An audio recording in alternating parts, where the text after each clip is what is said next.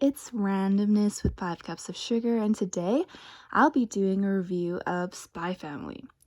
So, Volume 1, I decided to pick out because I've heard so much about it within the last 1 or 2 years, and I was really curious to see if it lived up to its name. So, let's dive into the review, shall we? But I will start by giving you a synopsis of the story. So here on the cover is Twilight. Twilight is this master spy. As you can see in his newspaper in his hand, there are tensions between Ostania and Westalis, which are the two fictional countries in this manga. And there's a Cold War going on with them, so there's a lot of spy work. And Twilight is one of the major spies who, if they can't find a way to do a mission, they send him out. So the story begins with an accident. There is a trade-off of photos for blackmail in which the bad guy gives it to the wrong person. He actually gives it to Agent Twilight. Taking off the mask here and looking very handsome. Agent Twilight is a man of many faces and many disguises, with different personas that he merely throws away. Normally works solo and depends only on himself because he doesn't trust others to carry out the mission smoothly, until he makes an exchange for his mission and figures out that his mission is to get close to this target, Donovan Desmond. However, in order to do so, he has to have a family. So he has to marry and have a child. Of course, this doesn't fly well with him because he does things solo. But his mission requires a wife and child because it is taking place at the Eden Academy, which is a super fancy schmancy school for the elite. And that sets up our premise for why the first few color pages says everyone has a secret self they don't show to other people, not to friends, not to lovers, not to family. They hide who they really are and what they want behind lies and painted smiles, and thus the world maintains its thin veneer of peace. Spy Family, Mission 1. As we can see here, you have Twilight with all his spy gear just casually behind him and underneath his chair. Yor, who is an assassin, who's the wife that he takes, with a bunch of dead people. And Anya, who is a telepath, just casually seeing both of their secrets on both sides. So, that is how we reached these 3 characters creating a spy family. Twilight, spy. Yor, assassin. Anya, telepath. So, what is my review of a Volume 1? I'd say go for it. Read it. It's funny. It has its moments where I laughed a lot, especially because of Anya. Like, look at this face. She does that a lot. When she figures out that Yor is an assassin, and then she's like, so cool! The girl was starved for entertainment. Because of her telepathy, she's so intuitive and she just plays with the part. So Yor is like, oh, I shouldn't ask this guy out for the party that I have to go to. So she's like, wow, I'm so sad that Mama's gone, because she thought that he's already married. So it's very funny. Look at her sway, sway, sway, and her very animated reactions. Plus, if you're a fan of action, this has some very badass moments. Look, yours just casually doing trigger points that stuns a bull that is rampaging to school. But well, it's Shonen Jump, so you'd expect at least some action. This scene with Yor, oh my gosh. Look how much of a badass she is. She can be badass but still feminine. Like, isn't that really awesome? Because they underestimate her because she's a woman. And then the cool, like, spinning weapon. Total devastating underestimation is their folly.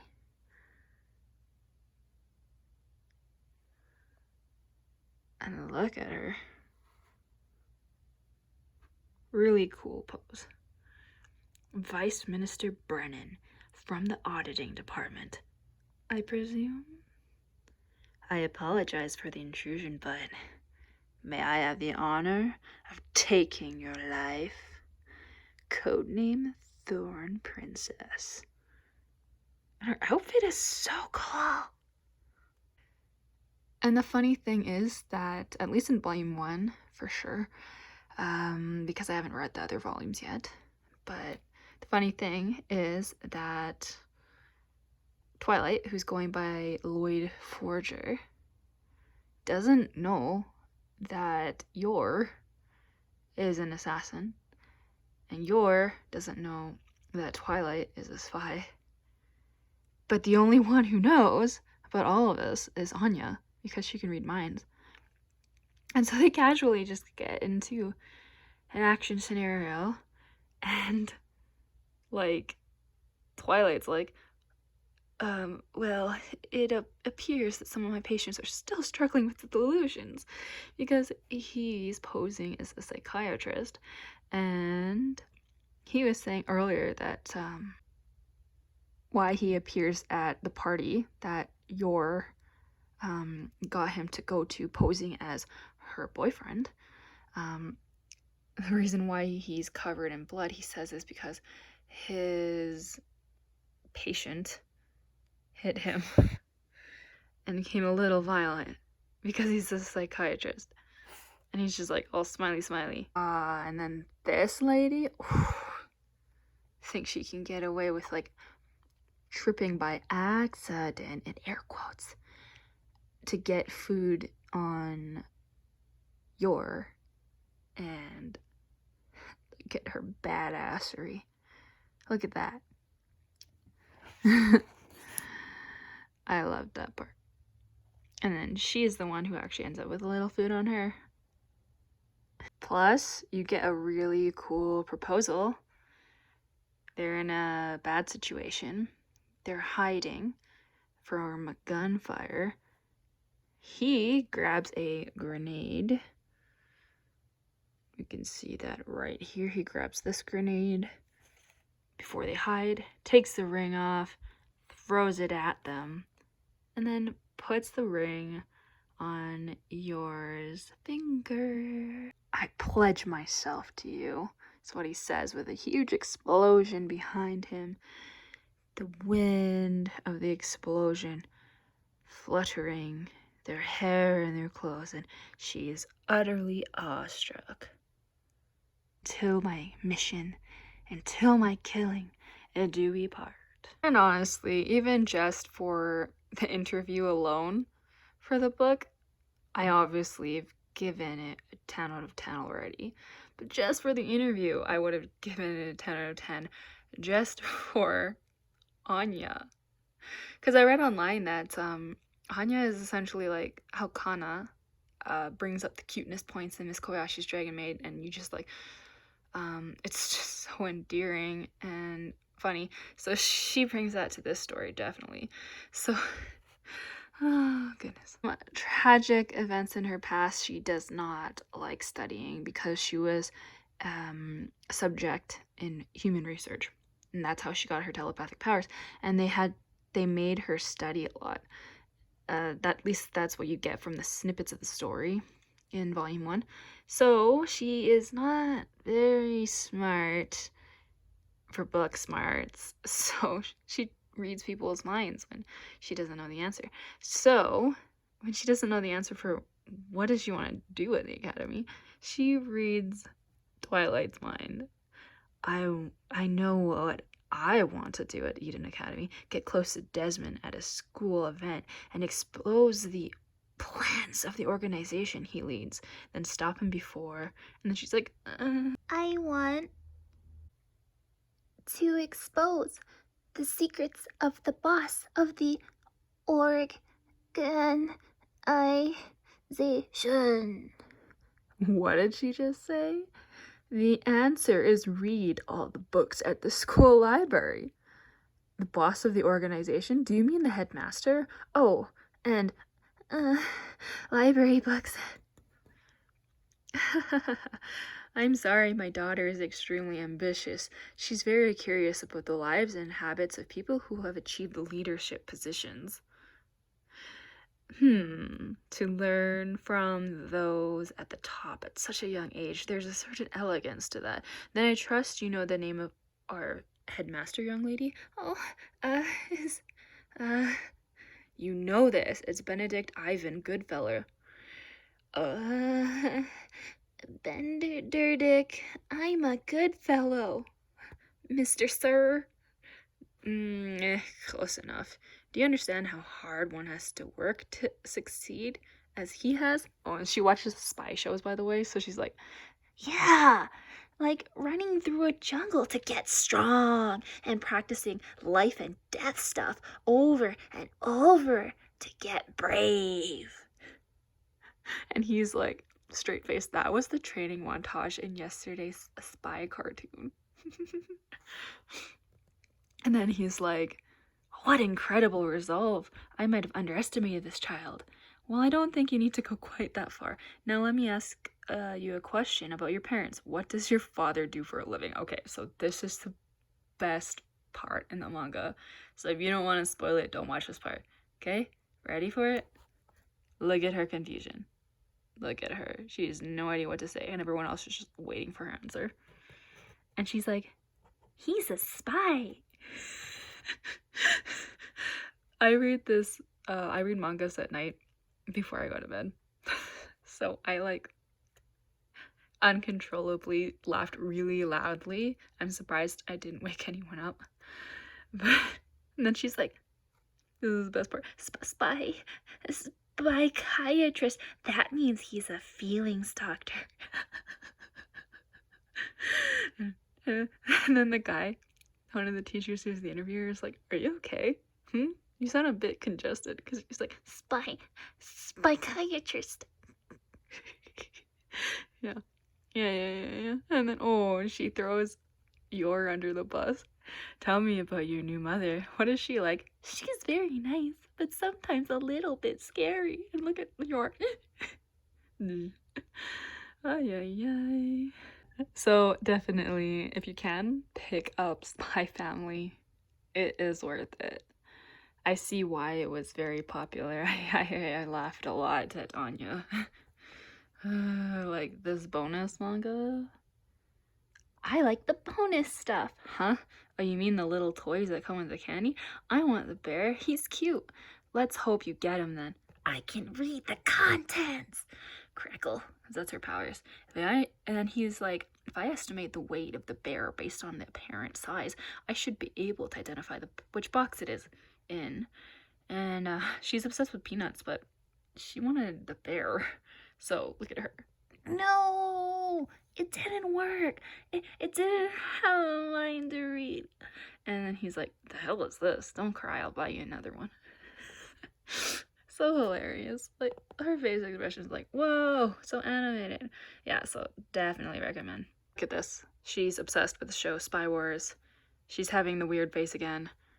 And underneath, peanuts and manga and a stuffed animal because she loves peanuts.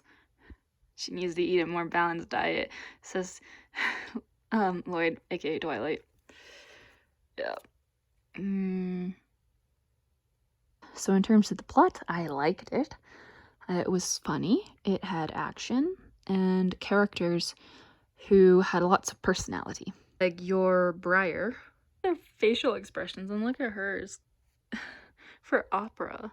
Terrifyingness of yours thoughts.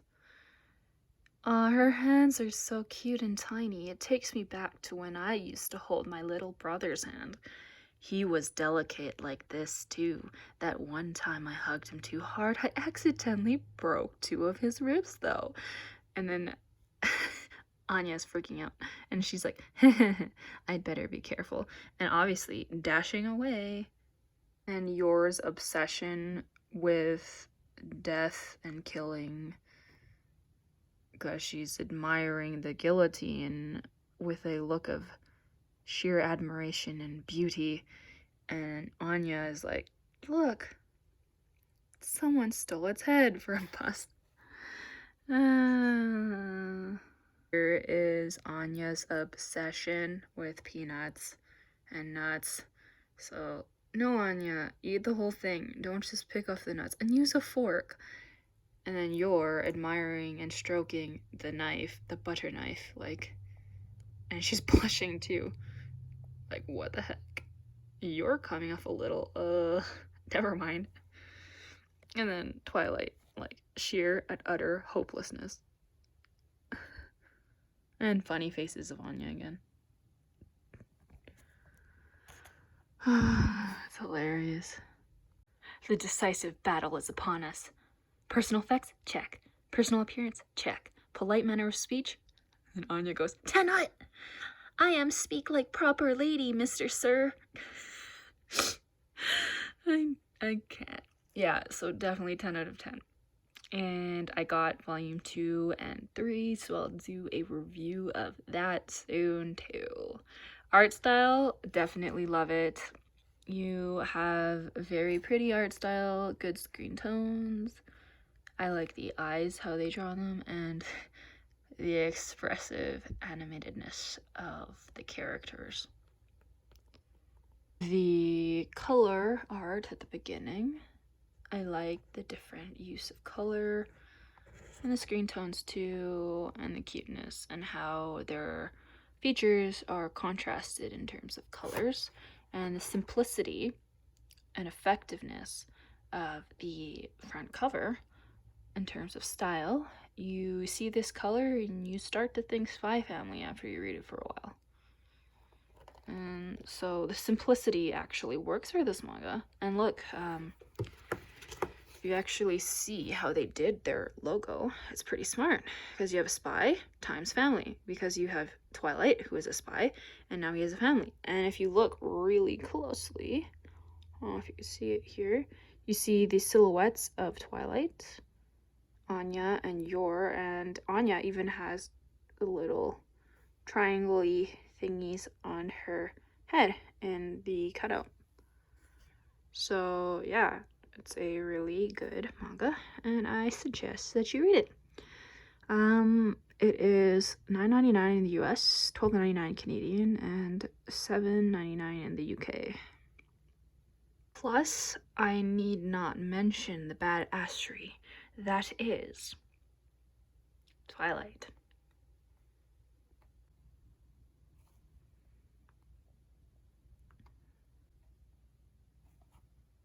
Look how scary he is. Look how much he cares for Anya.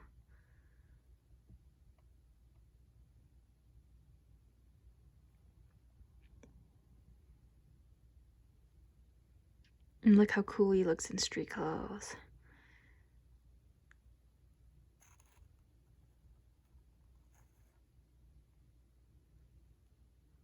Also, if someone knows how to do Yor's hair, tell me, because it looks cool.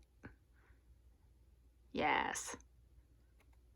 If you like This video, then please like and subscribe to enjoy the ride.